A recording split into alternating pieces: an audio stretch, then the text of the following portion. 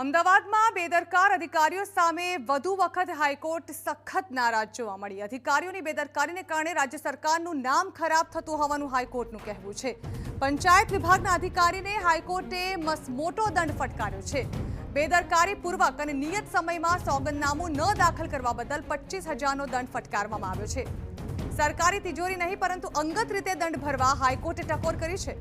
દર બીજી બેટરમાં અધિકારી આ પ્રકારે બેદરકારી દાખવતા હોવાનો પણ હાઈકોર્ટે રોષ વ્યક્ત કર્યો છે। આ અંગે વધુ માહિતી સંવાદદાતા રોનક વર્મા આપી રહ્યા છે। જી રોનક, જાણવા માંગીશું શું હતો આ મામલો જેમાં હાઈકોર્ટે આ પ્રકારે ફટકાર લગાવી છે?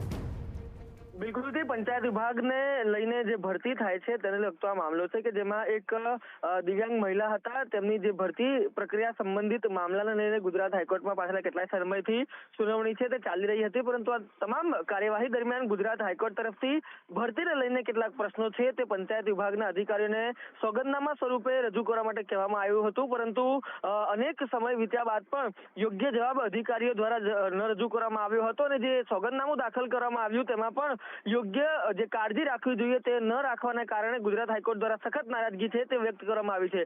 ગુજરાત હાઈકોર્ટનું આજે સ્પષ્ટપણે એવું માનવું હતું કે રાજ્ય સરકારની બદનામી છે તે આ પ્રકારના બેદરકાર અધિકારીઓ છે તેના કારણે થાય છે। એક બે નહીં પરંતુ અનેક વખત એવા ઉદાહરણો છે કે જે અધિકારીઓ છે તે કોર્ટના હુકમને સમજી શકતા નથી, પરિણામે જે યોગ્ય કાર્યવાહી છે તે નથી થઈ શકતી અને તેના જ કારણે ગુજરાત હાઈકોર્ટ દ્વારા આજે જે જવાબદાર અધિકારી છે પંચાયત વિભાગના તેમને 25,000નો દંડ છે તે ફટકારવામાં આવ્યો છે। ન માત્ર એટલું પરંતુ આ દંડ છે તે સરકારી તિજોરીમાંથી નહીં પરંતુ તેમને પર્સનલી આ દંડ છે તે ભરવા માટે કોર્ટ દ્વારા નિર્દેશ છે તે આપવામાં આવ્યો છે, ત્યારે વધુ સુનાવણી આગામી દિવસોમાં હાથ ધરાશે।